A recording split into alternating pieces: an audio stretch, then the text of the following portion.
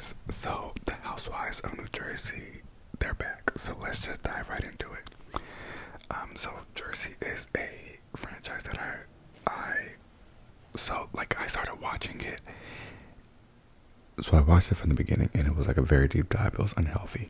I started from season one, but I started watching it either when the last season was already over, or it was at least when it was almost over, right? So I watched it, I believe the summer of 2020, last year, 2022, or maybe it was right before the summer, but it was sometime early to mid 2022. Okay, it was a pre-Renaissance world, I can tell you that. So, and I watched, like I said, all at once. So, and I watched it so quickly, and then after that, I watched all of Orange County, and I think another franchise. So it's my memory wasn't fully sharp. Okay, but what I do know, I'm Team Gorga, and by Gorga I mean the actual Gorga family, not the formal Gorga, which would turn into Judice, which turned into slash Judice, which turned into whatever her new Louis' last name is. Okay, so it starts with, just kind of what's going to be happening this upcoming season, right? And then we just jump into the niceties. Okay, here's what everybody's doing. They're with their families. Melissa and all her kids are grown as hell now. They're not grown as hell because they're still children, but they're getting so big it's crazy. Just to think about the first, or maybe it might have been the second season, but Melissa's first season when they were at I believe it was Gio's christening. And so it's crazy to look at the kids now, they've literally grown up so much. But yeah, so we were talking about how Teresa didn't have, so were they just not invited to the wedding? Because to me that's crazy. And Teresa is has obviously been jealous of Melissa since day one, and she keeps trying to veil it as oh, Melissa, she never has my back. You're supposed to be my sister, supposed to be my family, my brother. My brother just listens to whatever Melissa says. But it's unless they are playing some amazing, acting abilities, what we see on camera is them being reasonable and trying to make it work and trying to be supportive, and then Teresa is just no. So I'm not fully surprised that they weren't invited, but it's still kind of crazy to not invite your only brother and sister-in-law to the wedding. Now I don't know if they actually weren't invited or if they just weren't in the wedding. But so the show starts off talking about that, how they hadn't spoken to each other since the reunion, which is crazy, but probably for the best. And how Teresa invited them for her 50th birthday, which I think was just to cover her ass. And then so they then kind of go to their birthday party. So Teresa had a little birthday dinner at her gigantic home with her 4 daughters, and Louis' family, which is now her new family because unfortunately her parents have both passed on, and she essentially hates her brother, it seems to me. So that's her family now. So they were there just kind of talking about how it's sad that she's not close with them, and then Louis starts being messy and talking about Melissa, of all people, is insecure. And then we kind of go to Melissa's birthday party, which of course is an 80s theme. It's at a roller rink, which is fine. I liked it because it was every season, every franchise, it starts and ends with a party. So this was the meetup party of the season. It's kind of it's if you're a teacher or in education, it's after you're on summer break, and then you come back from summer break, and then you're all at that first the first couple days back before the kids get there. It's kind of like that, everybody's getting reacquainted, oh, what you been up to, la la la la la la. So and then that's also where they introduce the new girls usually. Somebody's friend of a friend of a friend of a cousin of a friend down the street from 2 months ago that they met a couple of years ago, a couple of days ago, down the road, a couple of years ago, down the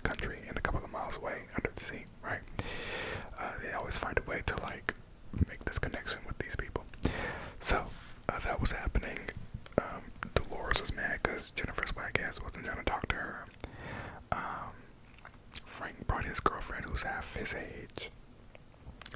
And I personally think that Frank just likes to like kind of keep this thing going with Dolores at this point.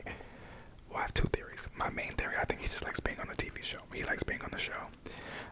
I think the men on this franchise especially are pretty involved. So I think he just likes being in the show. It's a check. He's on TV. It probably helps him get other business. So he keeps this thing going with Dolores. That, or he just likes to have control. I don't know. Maybe they really are friends and this is some kind of situation we've never seen. But like, it's kind of clear to me that like she still kind of loves him. But he, doesn't really feel the same. But he likes being on the show, so he kind of just keeps, playing into it. So he was there with his girlfriend. Jackie is a friend of the show this season. So she came with her husband. She didn't have nothing to talk about. So yeah, then Teresa and Louis walk in, awkward as hell. Louis not dressed up, which is annoying. Then they come in kind of awkward, and then Teresa's all like, in her confessionals, like, well, if you're not gonna speak to me, why did you invite me? Which I kind of get, but it's also like, she invited you because you guys are co-workers. Okay, this is a work event, so why wouldn't I invite you? So, and like if you didn't like have them in their wedding, like that's already kind of weird. So like I feel like why would they just like be buddy after not seeing you or talking to you for a while?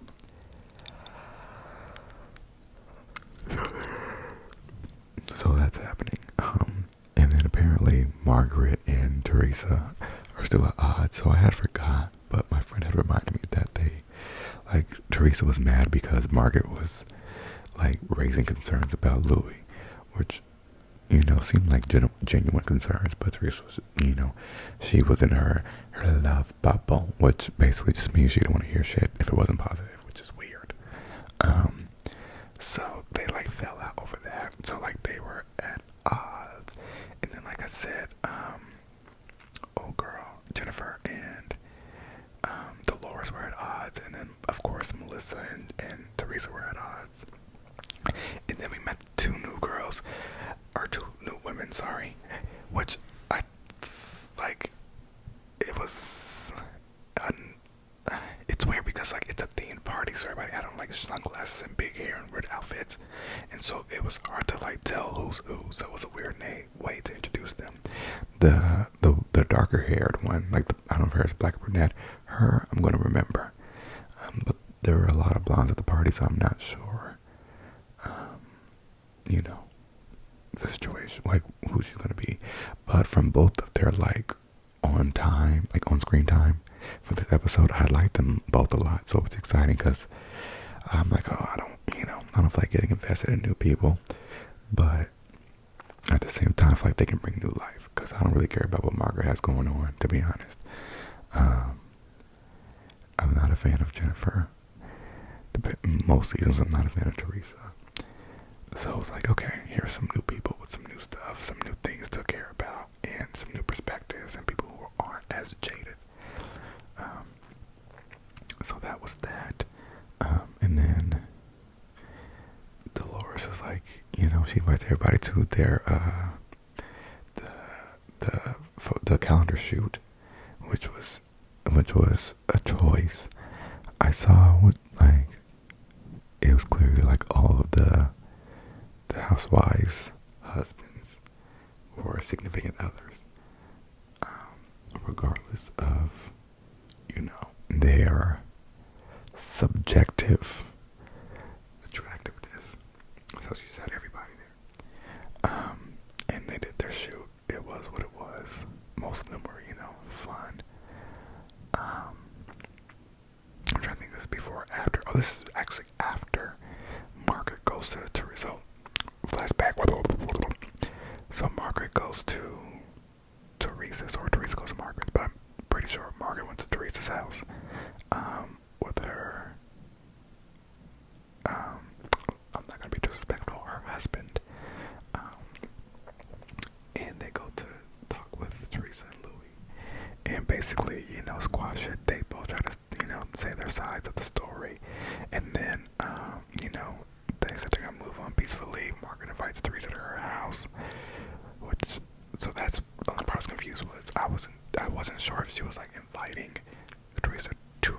house, or if she was saying she has Teresa at her house now.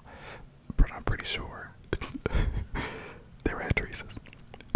But fast forward, girl, because then when at the calendar shoot, Margaret is being messy as hell. She's like, yeah, Melissa, Teresa, I was talking about you. She said that, you was not loyal because you read our text messages. And then Louis had said that you're insecure, girl. You don't have no security. You have no pride. Okay, you are down bad. And not only did they say all that, I agree with that. I agree with you, Melissa, that they should not have said that. And Louis is just trying to stir a mess, yada yada yada. And it's like, girl, why would you immediately run back to be messy? And so I think, like, the part of it, like with the show being on for so long, especially with people who are on the show so long, their excuse is always like, well, it's already on the show, so we might as well talk about it now so they don't look bad like in the future, right? Like if Margaret wouldn't have said this, like potentially down the line, Melissa could have been like, well, how come you didn't say anything? Which I don't think she's that kind of girl, but I think they all use that kind of like Kyle Richards premise and use that to justify like always being messy. It's like if somebody already said something in front of the camera, now it's open season, so I might as well go and tell the world about it and give my opinion now. So I feel like that's what she was kind of doing, but it just felt really, really messy and unnecessary, especially at an event where both Melissa and Teresa were at. But I love that Melissa was like, what do I have to prove? Like she was like, okay, they said that's crazy, but I'm not gonna go make a big deal out of it. And then Dolores' alleged boyfriend comes to the photo shoot, yada yada. And then Jennifer's going around talking about Dolores, and Dolores said, okay, girl, why are you talking about me? Then Jennifer was like, because, bitch, you call me the C word, and I don't fuck with you like that no more. And then Dolores was like, okay, we'll let you know if you want to have this conversation, let's have this conversation. So they're conversing, and then Jennifer does as Jennifer does, and she gets nasty with it, okay? And so she starts getting nasty. She's calling, Dolores, this, that, and the third. And she's like, and it's so funny because like in her thing, Jennifer goes, because I'm nice, you're not. And like to me, Jennifer's like, ever since she's been on the show, she's always been like low down, like kind of like Candace on Potomac, and kind of like oh my god, what am I thinking of? Oh my god, who else? It's somebody on, I think it's OC. Yes, Kelly. Yes, Kelly on Housewives of Orange County. Like the three of them, they just say like literally whatever, and it's always like it like makes my skin crawl. Usually, I still like Candace even though she's terrible. This season she's more likable, but I like Jennifer. It's kind of like that where she just says whatever, but acts like it's not that big of a deal, which is crazy. Like at least like Candace knows her mouth is terrible. Teresa knows she needs to work on like not popping off all the time. Even if somebody was engaged 19 times and they're a prostitution whore, she knows like, okay, I need to like relax and reel it in. To me, at least from what I can remember and from this episode that we just watched, Jennifer has like, she doesn't have any self-awareness. Like to say I'm nice and then to later on call somebody a C word and then say she like made fun of her appearance as she always does with people, and it's like it doesn't make sense. You literally just said I'm nice, you're not, and then you just did the thing. You said that she did that wasn't nice, and then you doubled down by hurling more insults. So that was weird to me personally. But yeah, and then it left off with a to be continued. So I guess we'll see next week. But the season looks entertaining and fun. It's Jersey, so it's always going to be nice and trashy and fun. Okay, they're going to have a good time. They're going to curse. They're going to drink. They're going to argue. Teresa's probably going to throw or shake something, right? It's going to be fun. I was going to do a full... I am. Like, I don't know if I should... Okay, so if you're still with me, let me know.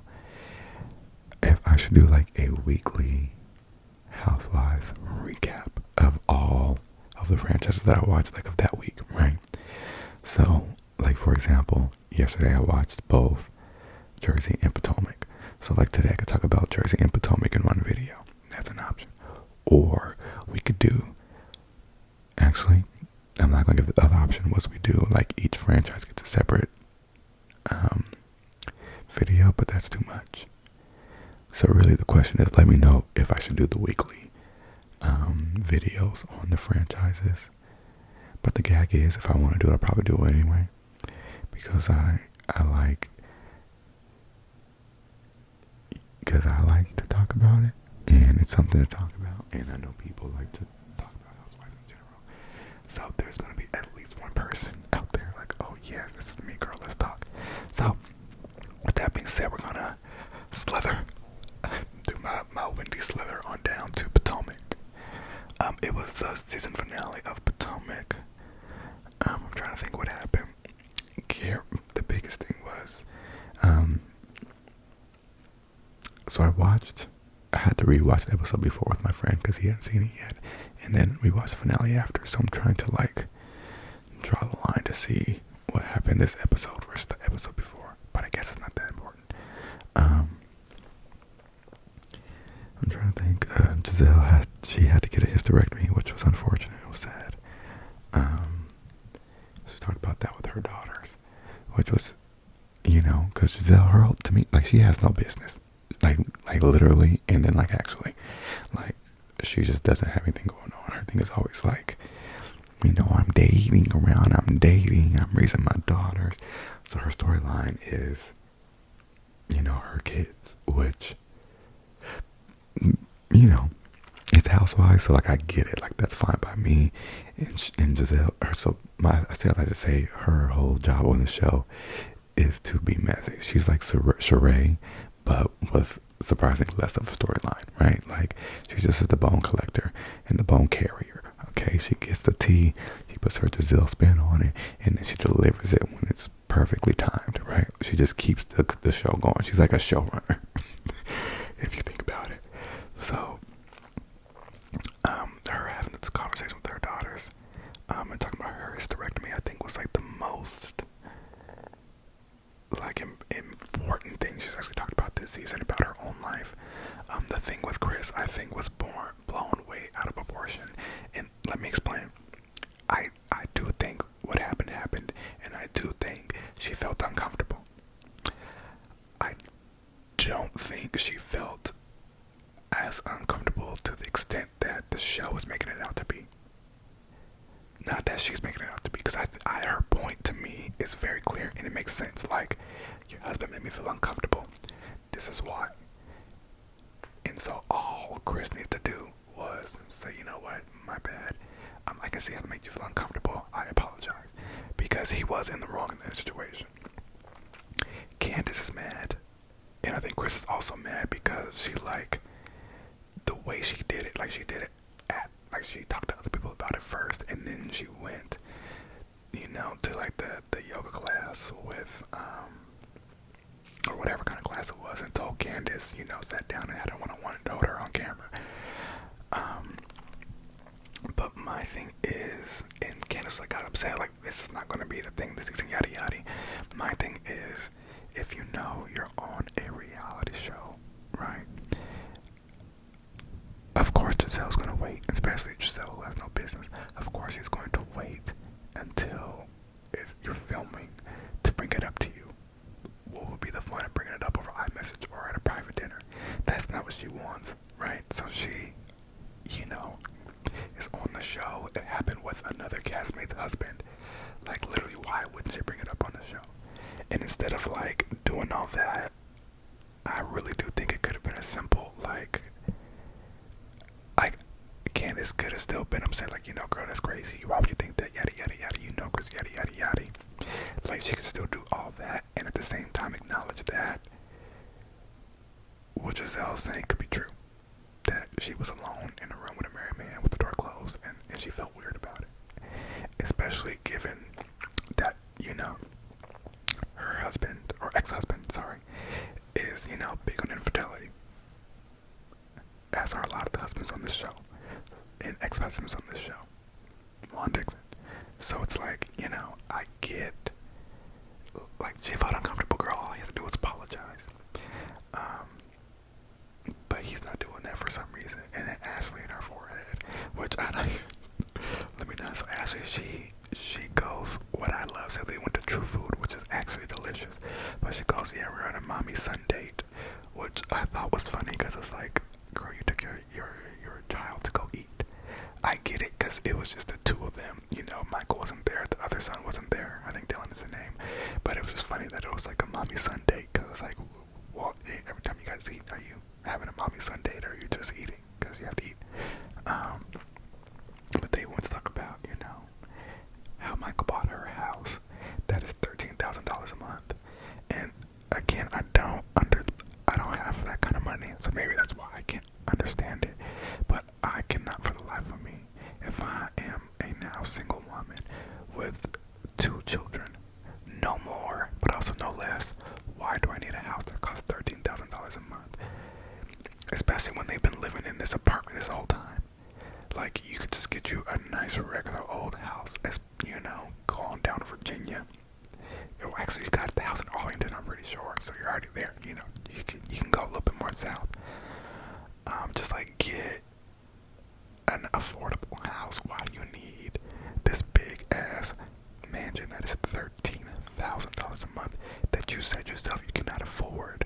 And so Michael is going to be paying for the mortgage. That is crazy to me because this is now Michael's house. His name's on it. He's paying the mortgage. So what's your plan? If things get ugly, you start dating a man that you don't like or something, you in his house. You could have got you a nice little condo or a townhome or a house with a rent or mortgage of, 2, 3, 4, 5. I'll even give you $6,000.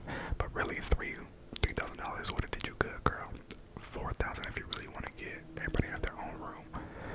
But that was crazy. And so she keeps talking about how, they're getting divorced, but they bought a house together with his money. Robin, on the other hand, is now getting married for some reason. And I always believe in, do what you want to do. Love is love, yada yada. But Juan does not like you, Robin. At least not that we can see. And she could be absolutely right that all we know is what we see on the TV, which is an hour a week, less than an hour a week really, because after commercials and everything, it's like 42 minutes a week for about like 17, 18 weeks a year, and that's all we know, right? And all that time is not Robin, so But what we do see, like if the man's repeatedly, cheating on you and kind of like lying to you and kind of like putting you down and kind of like not really working as much as you want, and now kind of like getting some backlash for some. I haven't read into the case, so I actually want to talk about it because I don't want to talk incorrectly about it. But it's like, besides being the father of your children, I'm trying to see the benefit, and it's very hard for me, especially now that you keep letting us know that you make more money than him. I just don't understand. Her new house is gorgeous. I'll give her that. But I don't understand why they got married again. That was weird. Hopefully they didn't actually get married because it's a waste. So she went and got married. Candace released her video with Trina Insecure. It was cute. Her party seemed fun and nice. Everybody was there, and that's when they turned up the heat on Karen Huger because Karen is out, gallivanting with different men. And instead of being like, I do what I want, mind your business, or being like, that is not true, stop lying on me, we're done. She just does a whole like, I hear you, but I'm not listening to you. I hear you, but I'm not listening to you, right? She said, I called the manager at the place where I was cheating at, and they said they don't even know who you are. And it's like Bar's like, you're telling yourself, so just save us all the time and be like, yeah, girl, Ray's getting older. I want to be something fresher, so I'm out in the streets doing what I want to do. It's my marriage. What you say about it or think about it is not going to change it.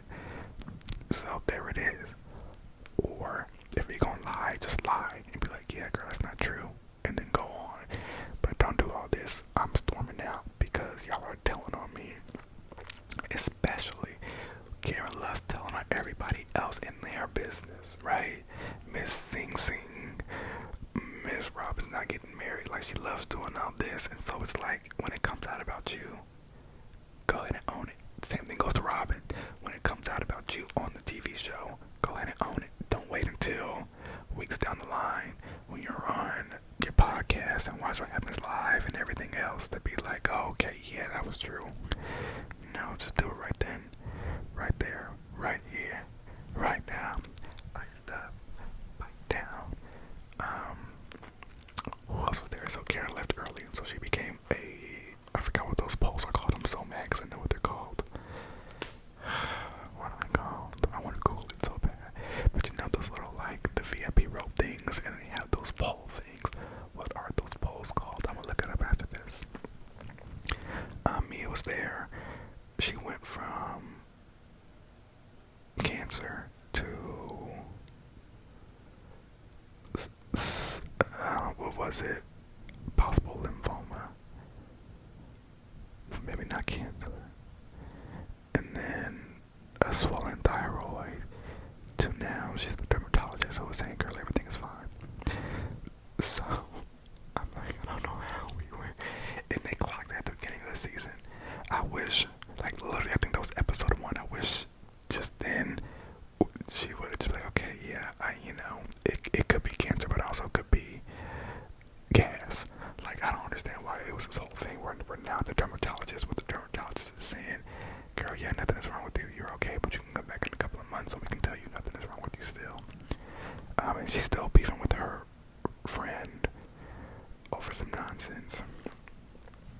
I don't like Mia. Let's see, Wendy's still being Wendy. She's still got her husband and her kids. She's not doing her restaurant or bar, whatever with Peter. I don't remember what her thing was at the end of this episode, so but she seems to be moving forward with pretty much everybody, even though Robin's holding the grudge.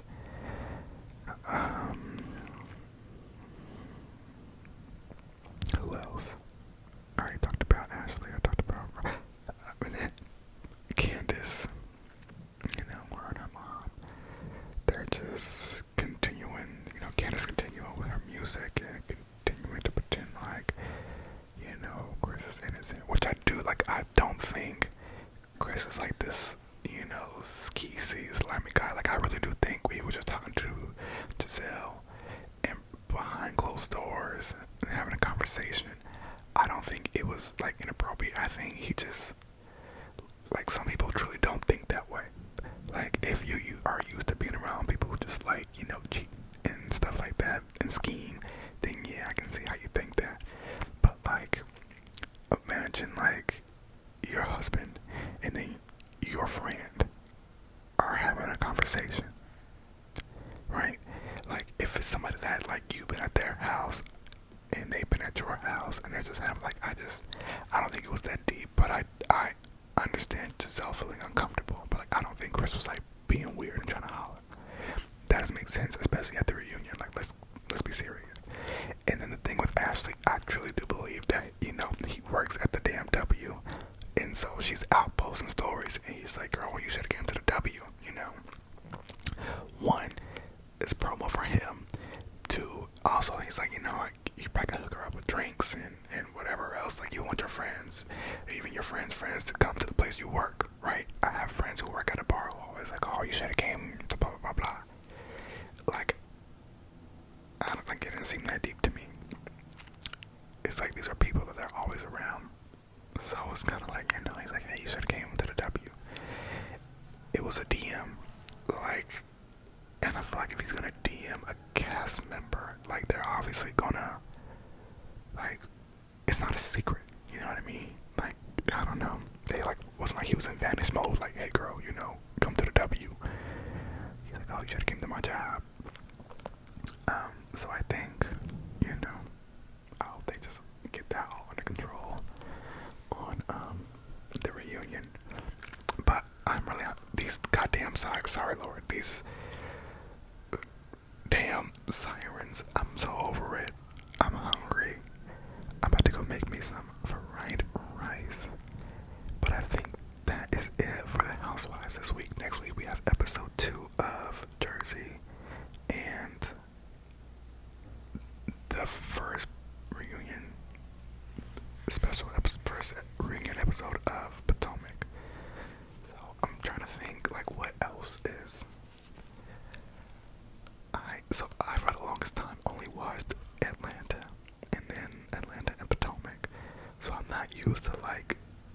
watching multiple franchises. And so I know a couple weeks ago, I mean like literally last week still, it was Potomac in Salt Lake City that I was watching. But now that Salt Lake City is wrapped and Potomac is about to wrap, I'm like, what's coming out next? Alright, because Beverly Hills is done. It just finished. They probably haven't even started filming yet.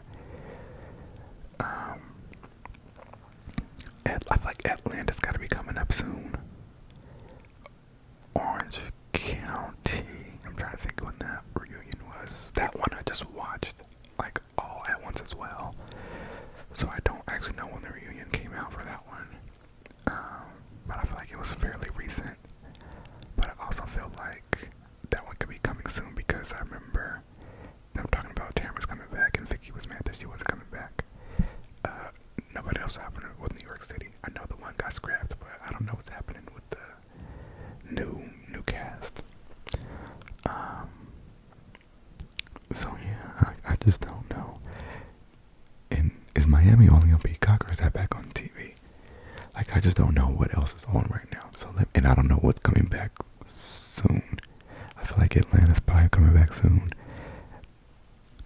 And I don't know. But I have to see what's coming on after Potomac. So actually I'll go look at that and then we'll see. But the next couple of weeks we'll be talking about